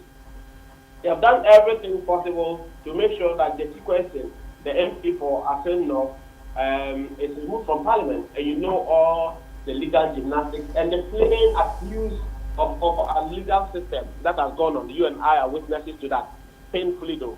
And so, if you ask me, I'll say that we have a number of 135 in Parliament as we speak, because one person is out. And so there's not so much we can do to stop this thing. But even with that a number. That is not enough to overturn whatever happens. You'll agree with me that Okujeso Ablakwa is one of the persons who has stood up to fight the abuse of our public funds with the cathedral issue. The Okujeso Ablakwa, as a ranking member for foreign affairs, has stood up against the president's travels, where he charters aeroplanes to the tune of millions of Ghana cedis or dollars. He goes for the top range and all of that. That's to build hospitals, roads, and so on and so on. On our legal side, we have done so well. I expect that you will say that next time the people of Ghana should give us more seats in Parliament, so that we have an overwhelming majority that can stop any government. I mean, I know NDC is going to lose in 2024, but I'm saying that so we can do the great things that the NDC is doing. But so I don't think that it is fair that we say that we're not doing enough to protect the public funds. It's just that we don't have enough numbers to be able to stop everything. To tell you that have their own way, that things have been passed by now, but because they know they will not have the support of our members of parliament, they are all together against it. At the time of this Japan deal, it's still on the back burner because they know that our MPs will stand against it. So applaud our MPs for the future of that. On the issue of brain drain, medical experts, doctors, nurses, and all of that, I personally think that it's a very good thing if we had enough and make sure that our people were not leaving and that we're able to export skills. Because one of the areas as a country should be looking to do is our raw materials are not helping us over the years. So we'll be looking to train people to export our skills that pay back money to our country. So that's a good idea. But if you came to our hospitals and you realize that the hospitals are very fast, there are no equipment there, the work environment is so poor and all of that. So how do you retain a doctor who looks out there and sees the job adverts out there, the offers are so something, and you think you keep him there? I know doctors were given a lot of incentives in terms of when John Mahama and the ADC was in power. They had a second pension, which made sure that it was good for them when they go on retirement. They were giving bungalows and all kinds of relief cards and all of that. Today, it's not the same. I know doctors who have not been paid for months. I know that they've been recruited and have not been paid for months. How do you keep such people? And so I think that the only way we can keep them is to make sure that we give them they are not asking to pay the same as they are paid out there. They know that we have a commitment to our country. But at least that will give them a big point of commitment with other West African countries. That's the only way we will keep them. John Mahama, president, the NDC, built a lot of training colleges or nursing training colleges to train nurses so we can export them. All of those things have been stopped. Thank you. And so the solution is that let's expand more. Let's provide them with the equipment they need to be able to work. I mean, gloves, ordinary basic gloves. Most clinics and food compounds do not have gloves. How do you want them to say? Thank you. That is the problem. Once government stops stealing the money, once government stops all these forgery contracts and fraudulent deals and channel these resources into doing the right thing, we can get our health sector and other sectors of our economy right. Thank you very much, Kula. Thank you very much. Simon is now the parliament. It will be incoming parliamentarian. Yes, incoming for Navrongo Central. Yes. Yeah. Thank you. Yeah. And I think Simon has basically taken the wind out of my sails because the point I was building was this: you have to look at your problems as opportunities. Success comes when you turn your problem into an opportunity. And I was giving the example of waste to energy, where we've run out of space for waste landfills. Yes. Hold on, please. And Your campaign manager has called you. Mr. Husuecha. Okay. And they have come up with a plant where this bottle, when I'm done and we ship it, we send it out. The energy, the waste is put into conveyor belts that sucks up the combustible one, the bits that can be burnt, into a place where it will burn, generate heat to power boilers to create electricity. And they're making money out of it. So instead of going to dig and bury it and it's an environmental hazard, it's a kind of solution. It's the same thing here. John Mahama, and he has said it again. Hold on, please. Right? We need to turn this problem into an opportunity. We have unemployment of 13%. So there are nurses there who are not employed. The UK is asking for them. Why do we stop them? What we should do is this. Let's train more and train them to the standard of UK like the Indians are doing. We can export more to the UK. Because when they are here, they send money. Every year, over 3 billion is remitted to our country alone, right? Apart from that, we come into a deal with the UK government to say, for each nurse that you take from us or we send to you, we want a certain amount of money, Yes. which we will then use to improve our health services in Ghana. Yes. We will use to improve the welfare of those who have stayed to work. But we make sure that if we need 2, let's train 5. 3 go to UK, and then it carries on that way. That is how we turn this from a perennial problem into an opportunity.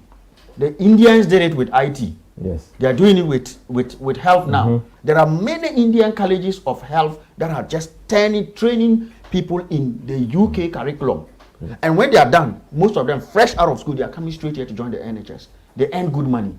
They send back. It reduces the amount of unemployment among the 1.4 billion people in India. That is how we should think about this problem. Thank you. The problem is not the problem is the solution. So let's make this problem our opportunity. Thank you. We take this call, and Mr. Ketiosin, we will have our last question to answer, then we end the program because we're running out of time. Thank you, Mr. Usuo-Chan. Are you there? Hello, Mr. Usuo-Chan. Good evening. Can you hear me? Yes, I can hear you. I think we're experiencing difficulties with the network in terms of. So we've lost him. Yes. This is an interesting question. Former Trade Minister Alan Kyerematen, who aspires to be the MPP flag bearer, Flag bearer, yeah. recently stated that election message. Mr. Kyerematen said, due to the economic hardship, the MPP's key. Okay, let's take Mr. Usuo-Chan call them. Mr. Usuo-Chan, are you there? Can you hear me? We're running out of time as well, and we can't hear. Okay. The former Trade Minister Alan Kyerematen, who aspires to be the MPP flag bearer, recently stated that the party lacks an election message. Yes. Mr. Kyerematen said, due to the economic hardship, the MPP's key message for campaigning as a party for the 2024 election had become very difficult. However, the Vice President, Dr. Bawumia, maintains that the MPP administration could run on its own on its tall list of achievements. So he's going by the achievements of that. Dr. Bawumia emphasized the solid track record of achievements despite facing global and domestic challenges. Who wants to go first? This will be our last question. You want to go first? Or My elder brother, so you have it.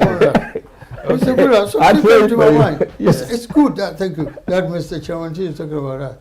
But what is necessary is for us to oblige political parties to honor their promises. It's very important.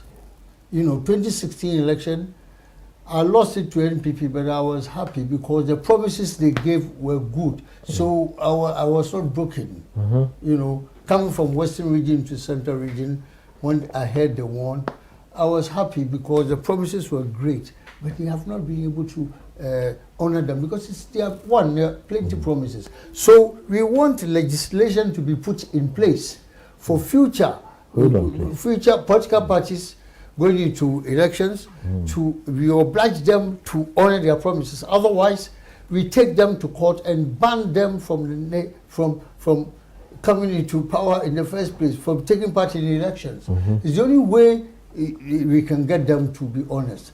The few promises, are better. Just like a few good books are better than a library of 1,000 books. A few good achievable promises, manifesto promises are better than 1,000 promises which they cannot deliver. One dog, one cat, one village, one this, one that. We've heard it before. They have not provided anything. Do MPP have, or do they have a problem with the campaign message as described by Alan Kyerematen? The campaign message must be to apologize to the people of Ghana because they've let us down too much. But Dr. Bawumia is saying that you know the achievement speaks for itself. Yeah, for Dr. Bawumia, if you believe everything he says, horses must be flying. You know, if you can't believe everything Dr. Bawumia is saying. What do you mean by that? A horse, you have seen a horse flying before? Bawumia can promise you that a horse can fly. So He's a digital man. Yes, that's right. Digital Ghana. We know he's a digital Ghana. You know, he was a Bank of Ghana governor and all these things, financial, economics and all that. Look at what we are facing with this government. Has he really worked to support the government or to support the country? So we don't believe, all I'm saying that we don't believe everything Dr. Bawumia tells you, because I confronted him when Aliu Muhammad passed away. You confronted yes, Dr. at Aliu Muhammad's house. Okay. Yes, that's right. That's the How long ago? 2012. 2012. We were going to. I told him to be very careful the way he goes, because we are here to fight him. That time our party had just started, Progressive People's Party. We went to Ali, may he rest in peace, his house in Cantonment or somewhere. We went there and I shook hands with him. I told him to be very cautious and careful what he says. Thank you. Thank you. Thank you. Mr. Osuro Chang, are you there? Yes, yes. Oh, it's clear. It's clear. Thank you, producer. Yes, we're running out of time, so if you can make it short for us, we will appreciate it. I'm really sorry. Yeah, thank you. Good evening to Mr. Kola, the incoming chapter chairman, and good evening to Mr. Secretary. Good evening, sir. Mr. Kola, do you know why we went to the IMF? If you go to MPP's own budget, it's very funny. They introduced 19 flagship programs. That 19 flagship program, it is all like it is consumption. Mr. Kola, do you know that government communication is part of MPP's flagship program? They spent 400 million Ghana to this in their budget. It is. So if somebody comes, one village, one down. And then remember our conscience ministry, social initiative, the most useless ministry I've ever seen in Ghana. Somebody was in power, he got a loan, 1 billion loan, and built a turbo gas. And Surabofo Okufalo and Bawumia Attorney came to power. And they said, we are going to build National Galamsey Nonsense Cathedral. And they spent 600 million Ghana. And the Ghanaians are sitting down with these people using our taxpayers' money. I repeat, National Galamsey Nonsense Cathedral. They spent 600 million dollars. Okay. What is happening in Ghana? What is happening? The IMF money that is coming, it's like that money is dead on arrival. It's finished on arrival. Thank you. If you give 50 billion to the Akufo administration, it's like they will spend the money to offshore account. So kudos to my incoming chairman, Mr. Conrad, and kudos to Mr. Ketiosin, and then kudos to Omega TV. Thank you so much, and thank you very much. Thank you, Mr. Osuro Chang, who is the Deputy Communication Officer. Thank you. So I think my campaign manager, thank you very much, Kwame, for dialing in and adding good value, has literally said it in terms of who is telling the truth. At least Honorable Alan Chiromanteng has shown that there is still some conscience left in some people in the MPP. And it's up to those people to salvage this party. Because the path that Nanado and Bawumia have taken the MPP into, it has destroyed the MPP that was known for economic competence. The MPP that was touted for prudence in economic management. They have destroyed all those textbooks. They have shredded all those cloths. Nobody trusts them anymore. And even truth became the first casualty. At least, Honorable Alan Chiromanteng, even though better late than never, even though late is better late than never, has told the truth.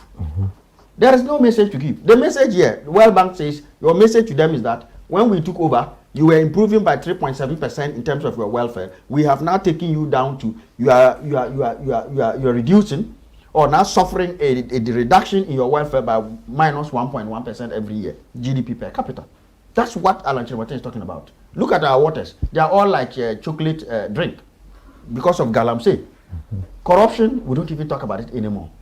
Nothing is happening. No project has gone well. So, but Alan Kyerematen Dr. Bawumia is truth. talking about the achievement would speak for itself. Good. So where That is the point. The achievement has spoken so loudly that IMF has to come in and give it a megaphone. Is that what he's talking about? Unfortunately for him, he has now become everything digital and Ghana's IT manager. And he was not even part of the team that went to negotiate the IMF deal. So probably he doesn't even know the mess that he has superintended over as chairman of the economic management team. Inflation, 54%. Not in the history of Ghana. 54% in December 2022. And the man is sitting here saying your record speaks for you. In April, inflation was 42%, 41.2%. Is that the record that should be speaking for us? As we speak now, we are going to finish the year, December, somewhere almost 30% for the average yearly inflation. So you have your 1 cedi is only worth 70 pesos. Is that the record he's talking about? I think that Bawumia for once should learn the truth from Honorable Alan Kyerematen. Look, the truth is that the entire MPP needs reset. They need to hit the reset button, go back into opposition. Ghanaians should even send a strong message to them that we will not tolerate any such tradition in our governance. They should go back and find the days of President Kufuor, people who had at least some conscience. Yes, there was corruption under Kufuor, but he did something. He didn't leave us in these tatters. The record, the legacy of Bawumia and Nana Addo means that if they had any conscience, Bawumia should have been running for the hills. He shouldn't even have been thinking of picking a form to be appointed for DCE after this abysmal record. do you think that what Honorable Che Mensah Bonsu is saying about Ken Ofori-Atta, about MPP to finalize calls for Ofori-Atta's dismissal? But you see, there's a Bawumia spirit The in Ofori-Atta. minority leader in parliament is saying that the entire MPP will have to decide the fate of Finance Minister Ken Ofori-Atta.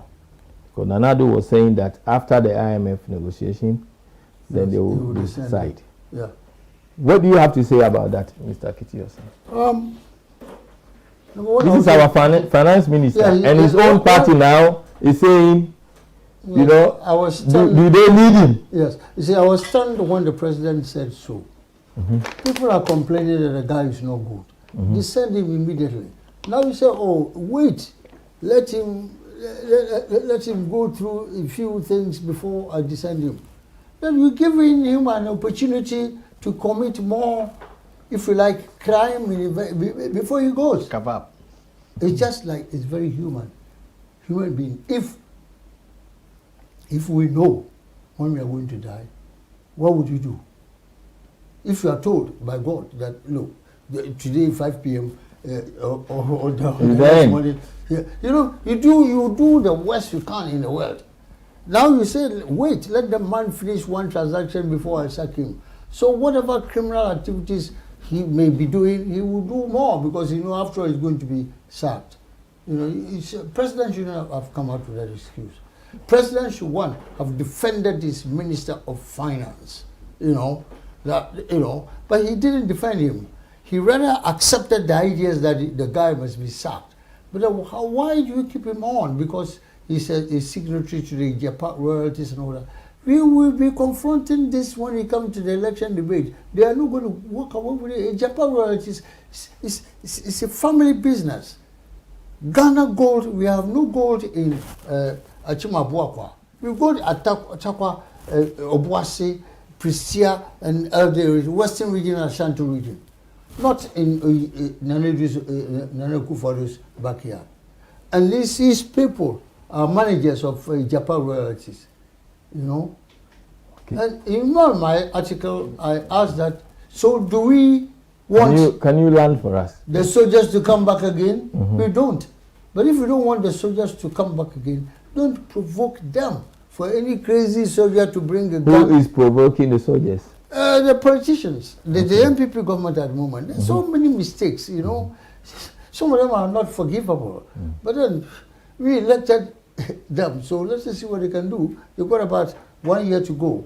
1.5 years to go. Thank you. And I hope to God the time comes quickly so that we retire NPP. Thank you. I support that Brother, hopeful message. in 2 minutes, please. 2 minutes. Look, I think the simple answer is you don't talk about elephants when you're talking about the MPP. But the elephant in the room here is that many members, a majority of members in the MPP, it has dawned upon them that Bawumia and Ofori-Atta are a sham. That they are a complete failure. They invested hope in them on all these promises, grow the economy so that we can deliver these programs. Yes. They have destroyed the economy. So the voices that are coming up now, they are a little bit that bold enough to say it publicly. They should go the next step and put their foot down and say, you said negotiation time over. Now negotiation is over. Let him be shown the door. Let somebody else come and take over. Unless the MPP is saying that there is no one else in the MPP except Ofori-Atta who can do what is happening.